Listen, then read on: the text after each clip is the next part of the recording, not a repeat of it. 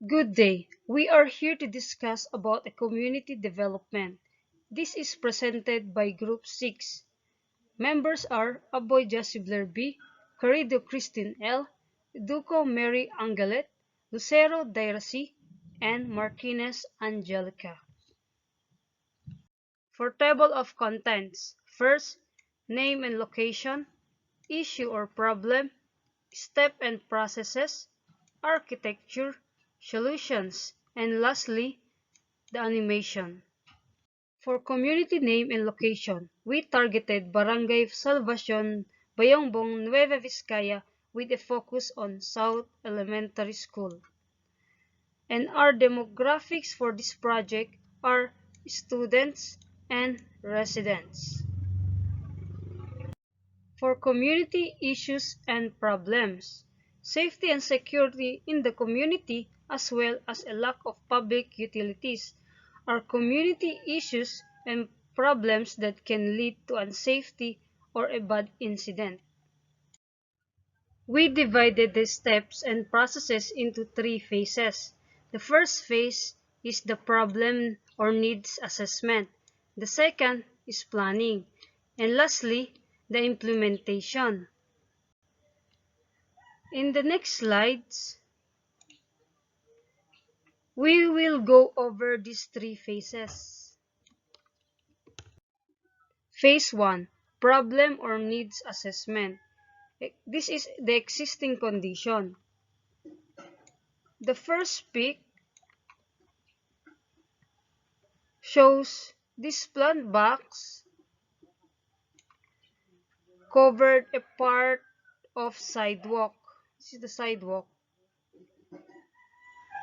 making the path too narrow. So kita naman natin na lumiit na yung sidewalk dahil malaki din yung nakain ng plant box. The second peak shows no railings. Ito yung sidewalk. Yan. Punta doon. Wala tayong nakikitang railings. Alam natin mga bata, makukulit yan. Playful. Pag walang railings, madaling mag-cross sa road. And we all know that we can predict accident. Paano pag may nagmamadali sa sakyan? It's very unsafe para sa mga bata.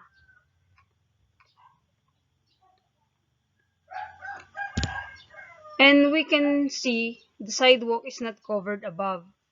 Open siya. Open dito. Sidewalk, open siya. As we know, Bayombong, Nueva Vizcaya is a hot place. And it comes to rain season or kung may thunderstorm. Paano pag yung bata malapit ang bahay sa school? Hindi naman yung lakarin. Kung sana may cover to, edi pwede siyang maglakad na hindi nababasa or less yung basa. And yes, nakaka-protect din sa sun rays. There are other problems or issues to be addressed in the community.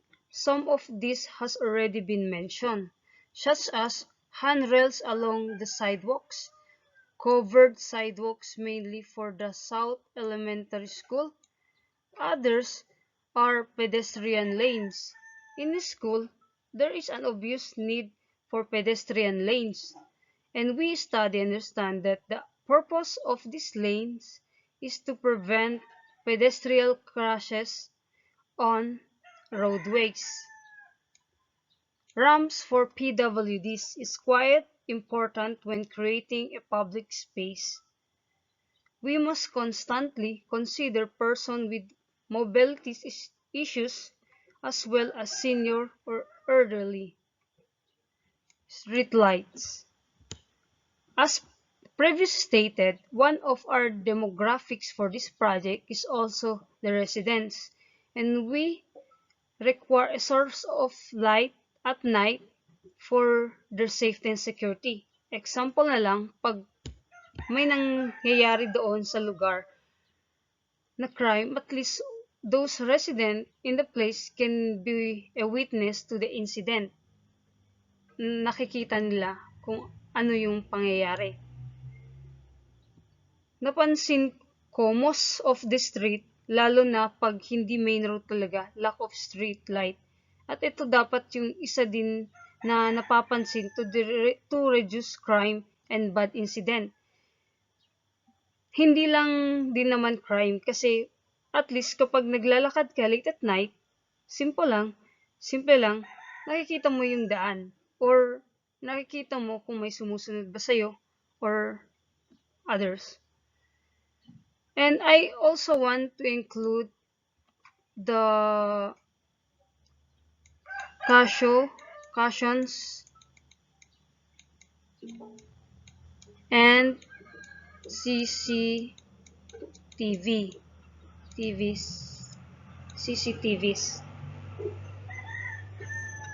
Mahalaga din yun lalo na sa school. For cautions, indeed, kailangan to para matuto na bata na intindihin and serve yun as a training sa murang edad pa lang na maintindihan nila kung paano basahin at ano ang halaga ng mga cautions, mga signs sa daan.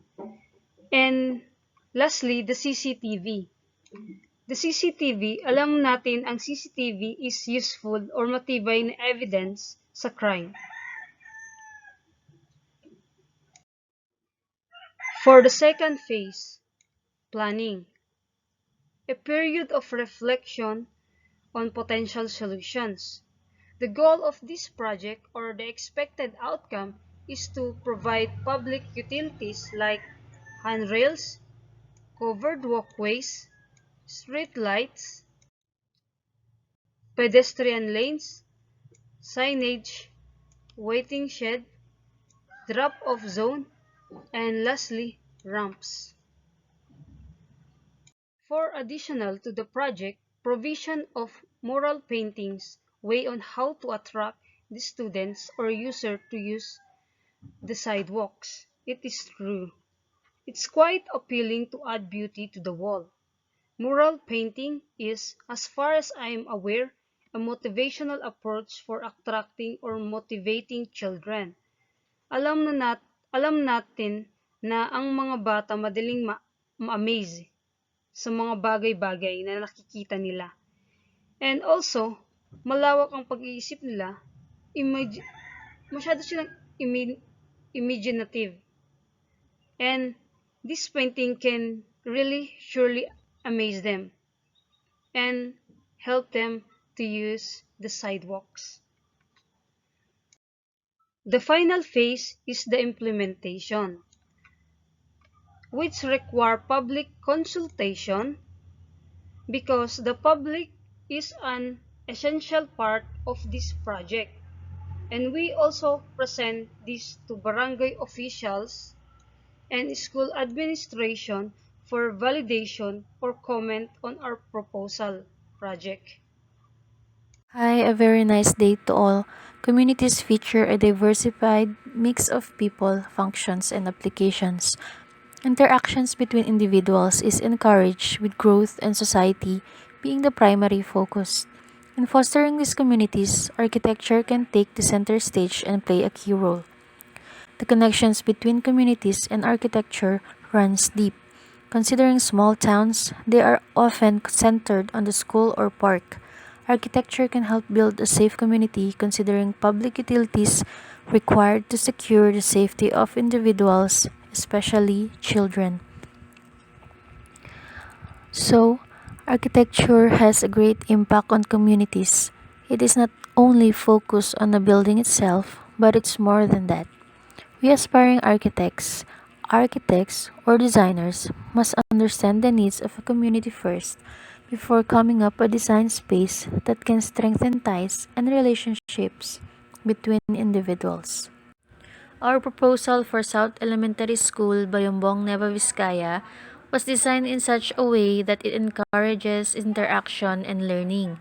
So, we place mural paintings on the facade, which implies creativity, a vibrant feel, aesthetically pleasing, while being nature-friendly using vertical gardening.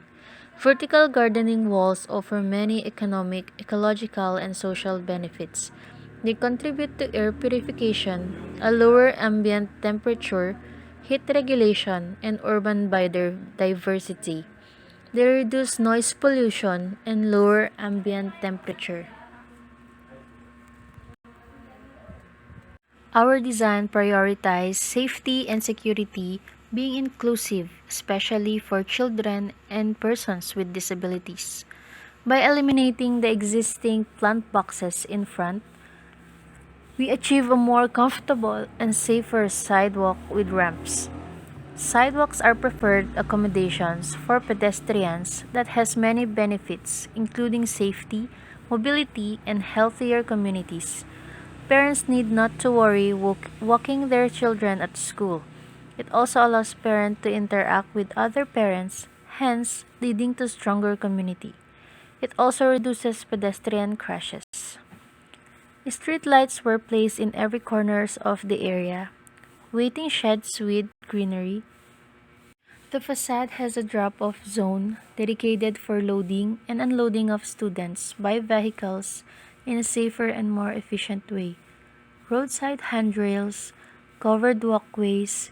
We use transparent roof for the walkways so sunlight can pass through for the plants under.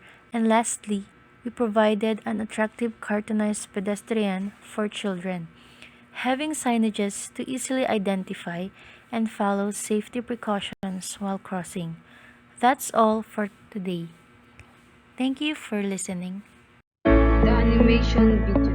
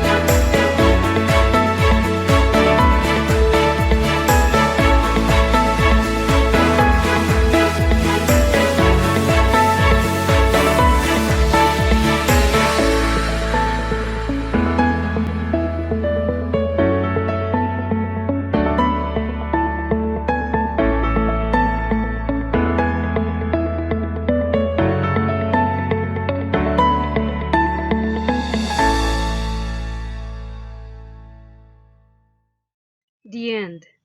Thank you for listening. Take care.